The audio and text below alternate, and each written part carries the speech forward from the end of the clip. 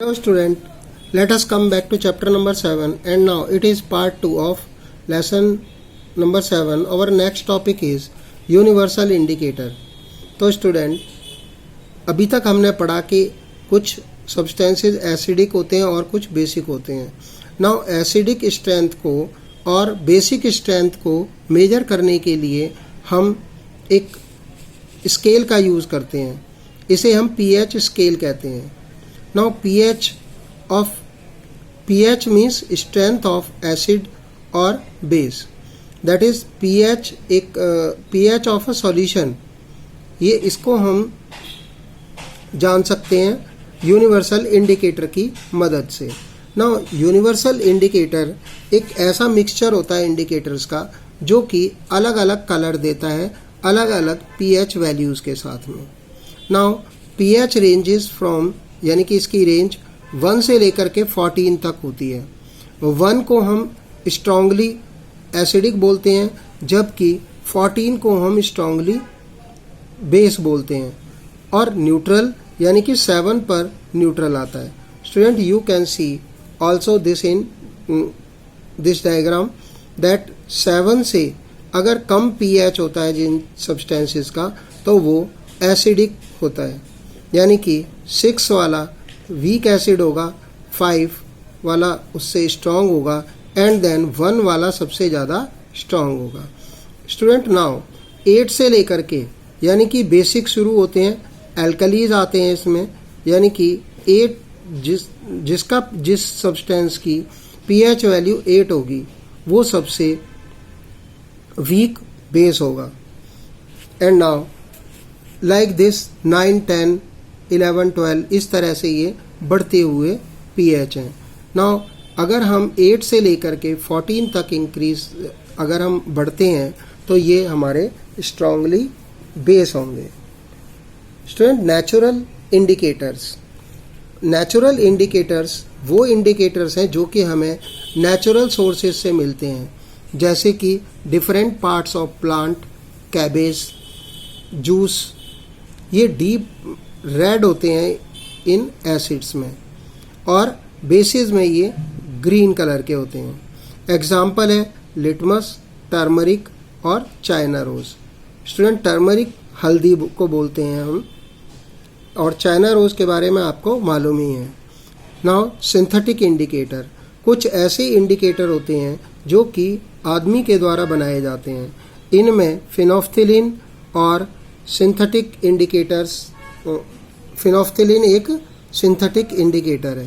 Now neutralization जब acidic substance basic substance के साथ रिएक्ट करते हैं तो ये न्यूट्रल हो जाते हैं यानी कि ये एक दूसरे के इफेक्ट को नील कर देते हैं. इसलिए हम इस रिएक्शन को न्यूट्रलाइजेशन रिएक्शन कहते हैं.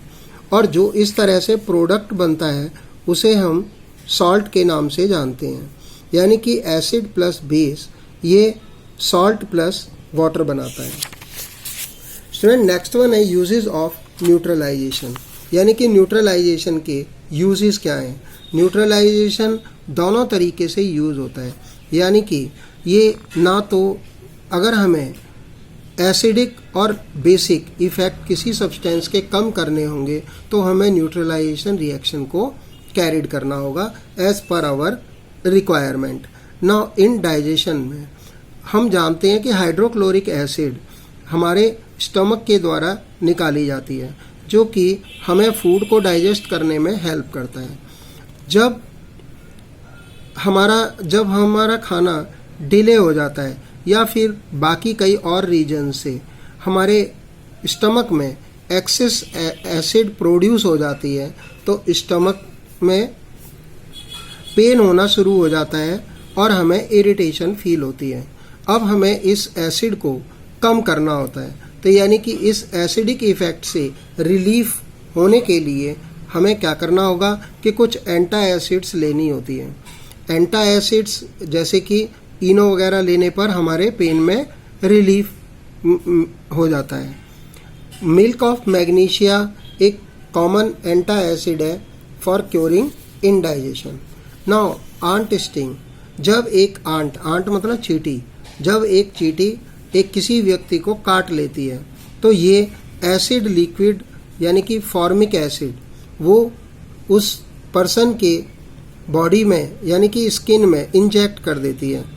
तो अब इसके इफ़ेक्ट को न्यूट्रलाइज करने के लिए हमें किसी बेसिक सब्सटेंस की ज़रूरत होगी, जैसे कि बेसिक सोडा और कैलामाइन लोशन।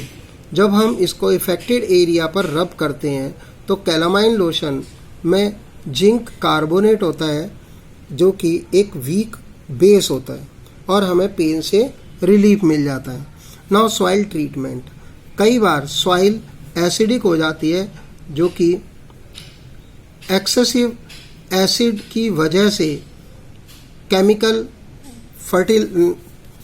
फर्टिलाइज़र हमें मिलाने पड़ते हैं, क्योंकि ये एसिड रूट्स की जड़ों को नुकसान पहुंचा देते हैं। तो ऐसे केस में हमें सॉइल को बेसिक बनाना होता है, तो हमें नाइट्रोजन फर्टिलाइज़र और कोई भी एल्कलाइन सब्सटेंस सॉइल के अंदर मिलाना पड़ता है अलॉन्ग विद वाटर। इस तरह से ग्रोथ ऑफ प्लांट अगर इफ़ेक्टेड होती है अगर हमारी सॉइल टू एसिडिक हो या फिर टू बेसिक हो, दोनों ही केस सॉइल के लिए या प्लांट के लिए नुकसानदायक होते हैं। Now if the soil is acidic then basic like quicklime हमें सॉइल के अंदर ऐड करना होता है, जिससे कि उसका एसिड या बेसिक इफ़ेक्ट नील हो जाए।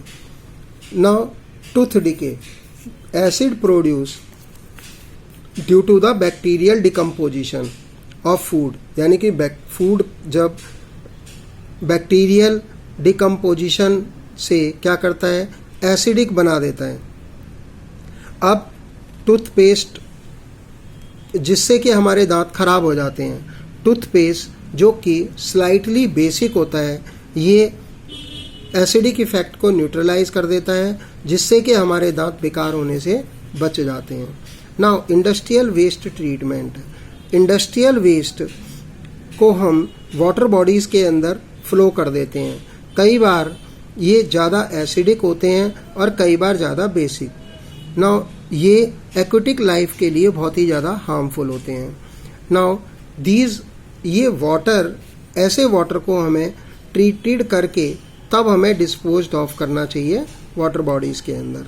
Now acidic waste neutralize by adding bases like slaked lime और बेसिक वेस्ट। तो हमें पहले इनको ट्रीट करना चाहिए ऐसे वाटर को, एंड देन हमें इसको वाटर बॉडीज़ के अंदर रिलीज़ करना चाहिए। अब now salt, product of neutralization, यानी कि जैसा कि हमने पहले पढ़ा था कि एसिड और बेस के प्रोडक्ट को हम सॉल्ट कहते हैं ना। सॉल्ट के कुछ प्रकार हैं, जैसे सॉल्ट फ्रॉम सल्फ्यूरिक एसिड, इसको हम सल्फेट्स का नाम देते हैं ना।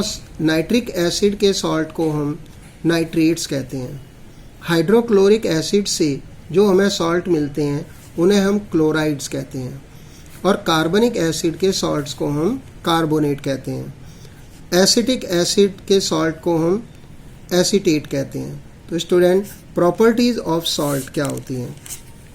सॉल्ट वाटर के अंदर सॉल्यूबल होते हैं, वो गुड कंडक्टर ऑफ हीट और इलेक्ट्रिसिटी होते हैं। Now usage of salt, sodium chloride एक सॉल्ट है, ये हमें फूड के अंदर टेस्ट देने का काम करता है और हार्ड वाटर को सॉफ्ट बनाता है, और एक्सटिंग्विश फायर मीन्स जैसा कि ये आपने देखा होगा ये आग बुझाने का यंत्र है, तो यानी कि इसके अंदर भी सोडियम क्लोराइड का यूज़ किया जाता है। नाउ शैम्पू और टूथपेस्ट के अंदर भी सॉल्ट का यूज़ किया जाता है। Zinc chloride is use to maintain purity of water, यानी कि वाटर को प्योर करने के काम में यूज़ किया जाता है। और acetate the growth of plant, यानी कि acid the growth of plant को भी ये हेल्प करता है।